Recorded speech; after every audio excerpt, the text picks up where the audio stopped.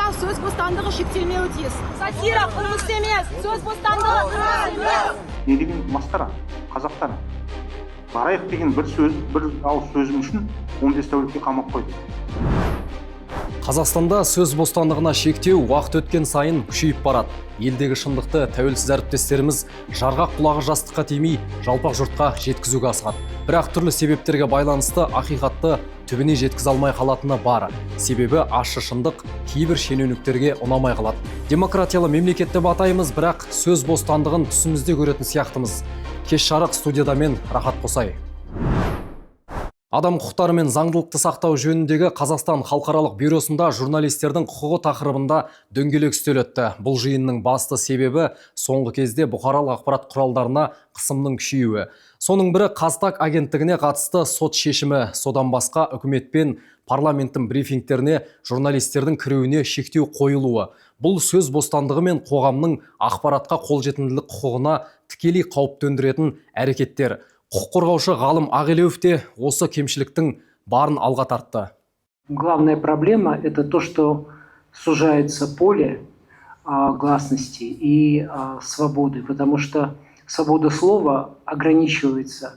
И то, что президент страны говорил о том, что нет цензуры и что свобода слова выдерживается в полном объеме, то постепенно это как шагреневая кожа, свобода слова, она сокращается, и возможности для работы журналистов, правозащитников сокращается. Например, есть такие темы, которые становятся уже, подлежат ограничению со стороны властей. Это касается, прежде всего, официальных медиа, и это касается отчасти за ту свободу, которую борются независимые медиа. Құқық қорғаушының сөзінше, бірінші кезекте 2021 жылғы қаңтар оқиғаларын жариялау, оларды талдау және осы оқиғаларға байланысты материалдарды шығару қиынға соққан. Сонымен қатар Ресейдің Қазақстанға ықпалы жоғары болғандықтан Украинаны қолдайтын мақалалар да жарияланбайды. В вопросах тоже идут негласные, но ограничения со стороны медиа. Освещение российско-украинской войны после акта вторжения, подробности, детали именно казахстанскими медиа тоже нежелательны для публикации.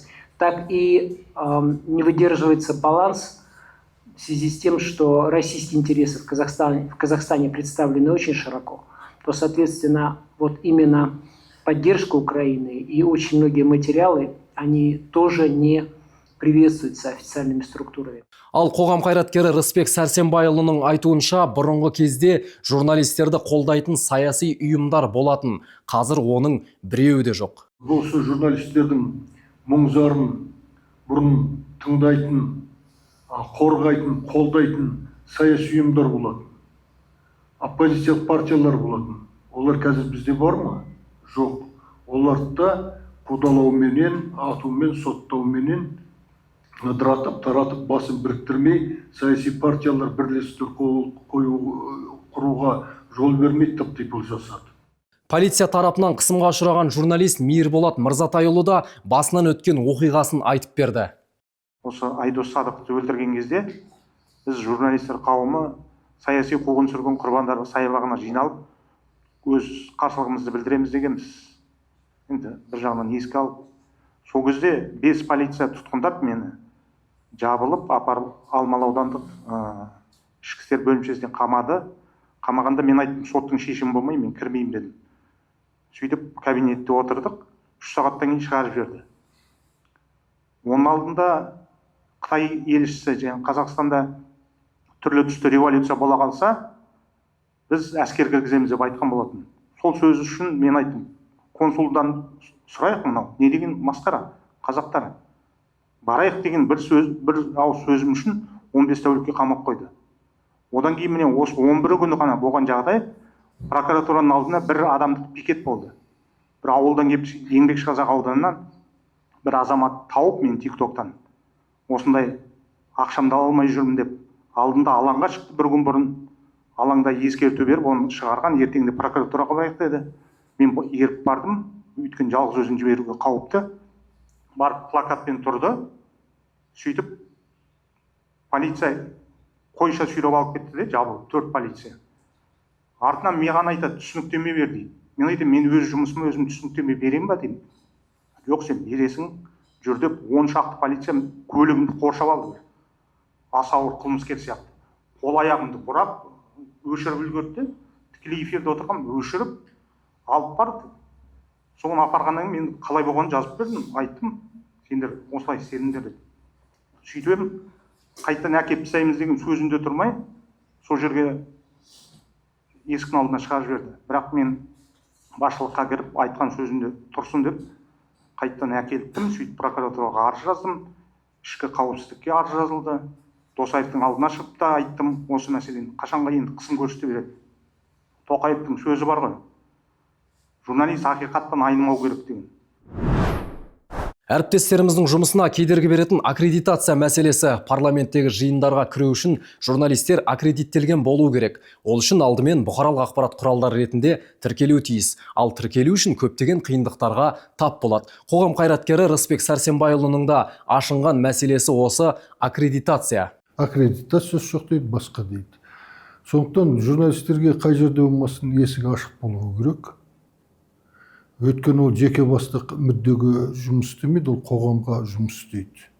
Сондықтан да заңда көрсетілген талаптар орындалуын қадағалау прокуратураға жүктелу керек. Бас прокурор осыған жанашыр болса, онда кедергі келтіретін әкімшіліктің қызметкерлері болсын, полицияның қызметкерлері болсын, немесе ұлттық қауіпсіздік комитетінің қызметкерлері болсын, тыйылар еді.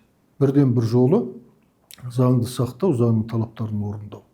Ал оны орындататын прокуратура. Бірақ біздегі прокуратура керісінше заң бұзушылықты көріп тұрып көрмеген болады, не болмаса соған өздері итермелейді, жұмсайды.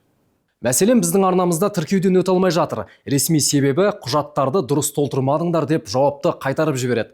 Біз қазір 3-ші рет сұрау жібердік. Осы жолы қандай жауап алатынымызды уақыт көрсетер. Журналистерге жасалған қысымды тоқтату үшін олар тек қана шындықты айтпау керек. Осылай деп Рысбек Сәрсенбайұлы астарлы әзілмен жеткізді. Журналистерге жасалған қысымды болдырмау үшін бір-ақ тәсіл бар. Журналистер шындықты айтпауы керек, билікті сынамауы керек. Сонда журналистерге ешқандай қысым жасалмайды. Бұл қазақстандық өмір шындығы. Ал енді әзіл араластырмай, сарказмға салынбай айтатын болсақ, заңды сақтау керек. Ең алдымен билік заңды сақтауы керек, прокуратура сол заңдылықтың сақтауын қатаң қадағалауы керек, жол бермеуі керек. Негізі ұйым егер бізге тіркеппесе, екінші біз сол аккредитацияны хаттама жазып сотқа беріп, сол аккредитацияны алып тастауымыз керек, сонымен күресуіміз керек. Ол болмау керек. Мысалы бізде көп мемлекеттерде заң асми деген жоқ. Жоқ, ол болмау керек. Ол саморегулирующий болу керек. Мысалы біреу сотқа бере ма, или там арыз жаза ма, сол ұйымға бару керек. Үйім ішінде сол жерде шешу керек. Заңды ма, заңсыз ба дегенде. Ол не үшін ол заң? Тек қана сол журналистерді бақылау. Сонымен жиынға түрткі болған мәселенің бірі жақында Қазтаг агенттігіне қатысты істе шыққан сот шешімі. Қазтаг агенттігіне қалай іс қозғалды? Қысқаша тоқталып өтейін. Әділ сөз бостандығын қорғау халықаралық қорының жариялаған мәліметіне сүйенсек, 2024 жылғы 19 сәуірде Руслан Шакенов баспасөз конференциясында Ақбұлақ Агро жауапкершілігі шектеулі серіктестігі құрылтайшылары Алтынбек және Разия Тоқбаевтармен болған дау-дамай туралы айтып, оларды заңсыз әрекеттер жасады деп айыптайды.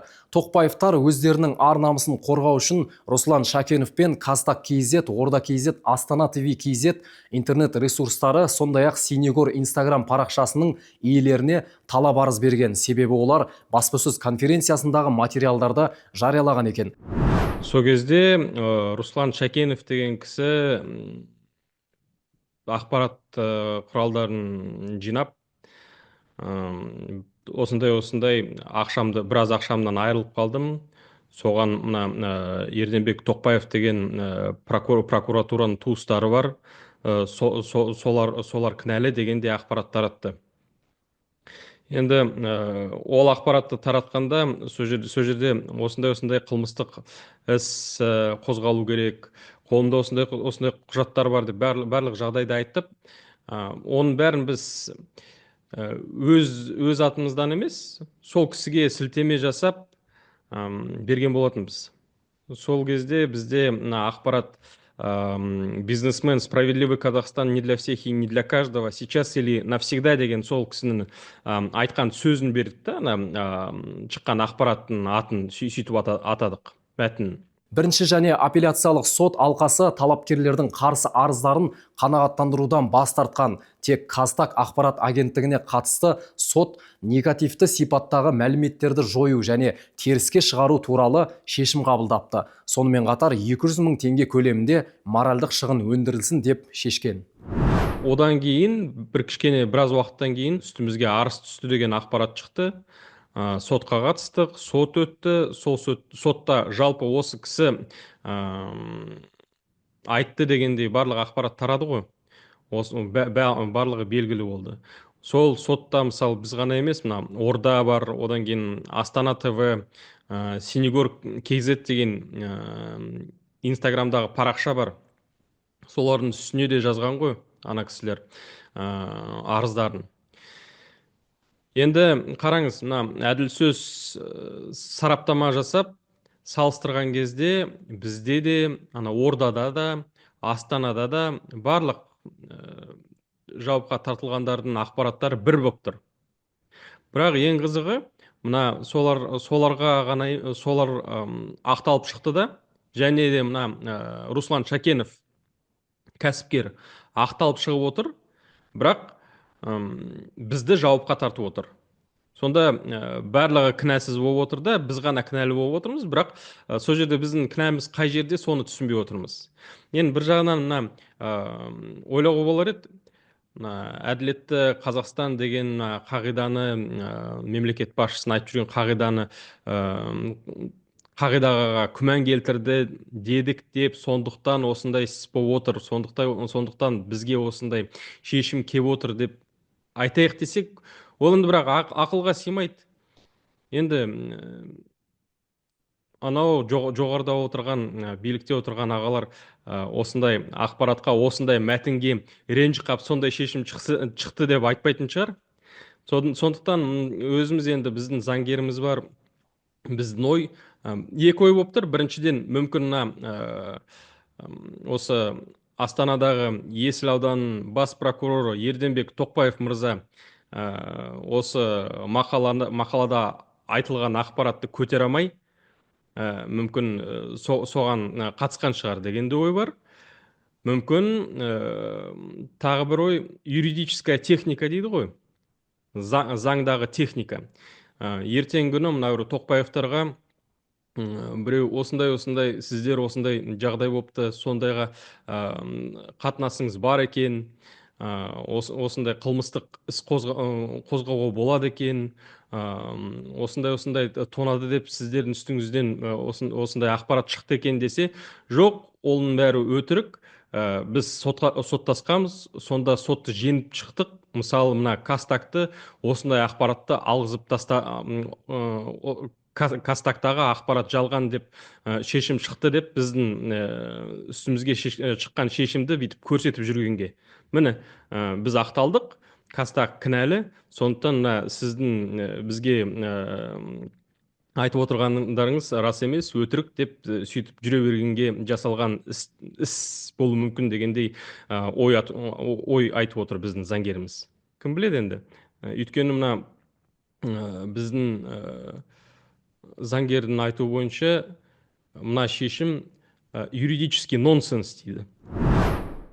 Шешімнің негізгі бөлігінде сот жоюға және теріске шығаруға тиіс негативті сипаттағы мәліметтерді нақты көрсетпеген. Бұл Қазақстан Республикасы жоғары сотының 1992 жылғы 18 желтоқсандағы нөмірі 6 нормативтік қаулысымен қарама-қайшы келеді. Яғни талап арыз қанағаттандырылмаған жағдайда сот қандай нақты жала жапқан мәліметтер шындыққа сәйкес келмейді дегенін көрсетуі тиіс.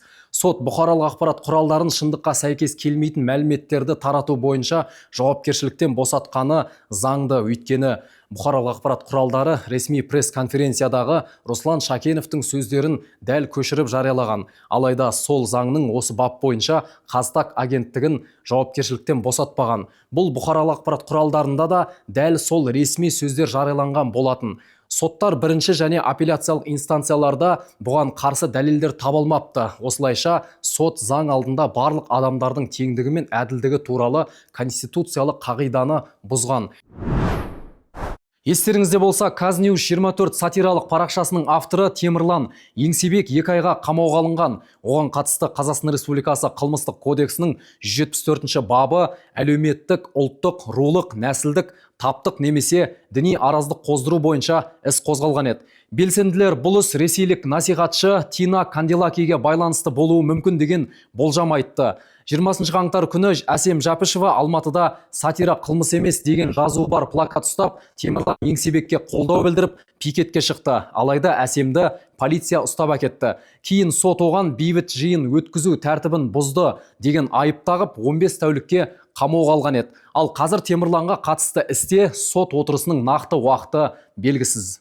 Міне бүгін ақпанның 27-сі Темірланның Еңсебектің қамауда отырғанына осымен 1,5 ай болды. 1,5 айдың ішінде сотты 3 рет тағайындап, 3 рет қайттан шегерілді. Белгісіз уақытқа. Енді бүгін кешке бізге бүгін сот болады деп айтты. Енді үміттеніп отырмыз. Бүгін енді ең болмағанда сот отырысының біріншісі өтеді деп. Темірланның құқық қорғаушылары кем дегенде 3 сот отырысы болады деп болжамдап отыр. Әрине Темірлан Еңсебек ол Оян Қазақстан қозғалысының белсендісі, біздің әріптесіміз журналист болған кейін бәріміз қолдаймыз. Бүгін кешке Алмалы аудандық сотының алдына барып жиналып қолдау көрсетеміз міндетті түрде. Одан бөлек онлайн сот болғаннан кейін енді соттың хатшысы әлі күнге дейін ешкімге жауап бермей отыр, журналистерге де құқық қорғаушыларға да, бірақ жауап бергенде жауап береді деп үміттенеміз. Онлайн сотқа бәріміз қосылып қолдау көрсетіп отырамыз. Бірнеше жылдан бері, 10 жылдан бері айтылып отыр, бұл саяси бап, репрессиялық бап, яғни осы бап бойынша сотталғандардың барлығын қарасаңыз, ол белсенділер немесе журналистер бұл бапты халықаралық ұйымдар, Біріккен ұлттар ұйымы, Қазақстан Республикасының билігіне, президентіне, парламентіне, бәріне қанша рет айтылды, бұл бап болмауы тиіс, себебі бұл саяси бап. Темірланның бұл бап бойынша сотталып отырғанда ол жайдан жай емес, басқа ешқандай тәсілмен оның Казньюз 24 паблигін жауа алмайтынын түсініп, осы бап бойынша жауып отыр. Бұл саяси іс 100%. Әсем Жапышева журналист әрі белсенді. Ол Қазақстандағы қазіргі ахуалға қатты алаңдайды. Себебі журналистерге қатысты аккредитация ережесі, сөз бостандығының жоқтығы, сатираға шектеу қою, осының бәрі бұқаралық ақпарат құралдарына шектен тыс жасалған қысым деп есептейді. Соңғы 6 жылда Тоқаев билікке келгелі бері Қазақстанда сөз бостандығы қатты шектелді. Журналистерге байланысты, бұқаралық ақпарат құралдарына байланысты жаңа шектеулер, жаңа заңдар қабылданды. Ол тек қана митингілерде журналистердің жұмысы ғана емес, сонымен қатар парламентте болсын, соттарда болсын, журналистердің қатысуы, журналистердің ақпарат таратуы, соның барлығы шектеліп отыр. Бұл енді 100% заңсыз, ол тек қана журналистерге қойылған шектеулер емес, бүкіл қоғамға қойылған шектеулер деп білем. Себебі біздің қоғам ретінде, қоғам мүшесі ретінде, азаматтар ретінде ақпарат алуымызға мүмкіндігімізді шектеп отыр. Бұл жерде сот хатшысының бүгін еш журналистке жауап бермей отырғанда, соттың онлайн өтіп жатқанда, жалпы Темірланның соты туралы ешкімге ешбір баққа жазғыздырмай отырғанда бұл шектеу деп білем. Және де Қазақстанда қазірдің өзінде қарап отырсақ 99% бұқаралық ақпарат құралдарының 99% олар мемлекетке тәуелді қалай да болсын, ақшалай, қаржылай болсын, немесе басқаша болсын мемлекетке тәуелді. Бар болғаны 5-6 медиа қалды, солардың өзі Темірланның сотына байланысты ақпарат ала алмай отыр. Осы тақырыпты қозғай отырып, Қазақстанның сөз бостандығы рейтингінде қандай орын алатынын еске түсірген жөн. Халықаралық үкіметтік емес ұйым Reporters Without Borders жариялаған баспасөз бостандығы рейтингісін қарадық. 2024 жылғы рейтингте Қазақстан 180 елдің ішінен 142 орында тұр, ал 2023 жылы 134 орында болған еді. Аталған ұйым бұл өзгерістің себебін журналистің заңсыз ұсталуымен байланысты деп бағалаған. Олар нақты оқиғаны анықтамаса болмаса да, бұл оқиға Дикая Орда телеграм арнасының авторы Данияр Әділбекке қатысты болуы мүмкін. Олар Киевте қаза тапқан Айдос Садықовты да атаған. Reporters Without Borders ұйымы оның өміріне жасалған қастандықты Қазақстаннан келген бұйрық деп тікелей айтады. Аталған ұйымның мәліметінше 2024 жылы әлемде 54 журналист өлтірілген. Журналистердің заңсыз ұсталуы мен сотталуы бойынша әлемде 550 бақ өкілі түрмеге қамалды. Журналистика шын мәнінде төртінші билік. Біздің кәсіби қызметімізге кедергілердің көбеюі қоғам үшінде қауіпті. Мұнда сөз бостандығына шектеу қойылса, бұл елдің болашағы бұлыңғыр болмақ. Себебі сөз бостандығы демократиялық елдің басты көрсеткіші. Ал бүгінгі дөңгелек үстелге жиналғандар бұқаралық ақпарат құралдары өкілдеріне жасалған қысымдарды тоқтату үшін заңды жолмен әрекет ететінін айтты.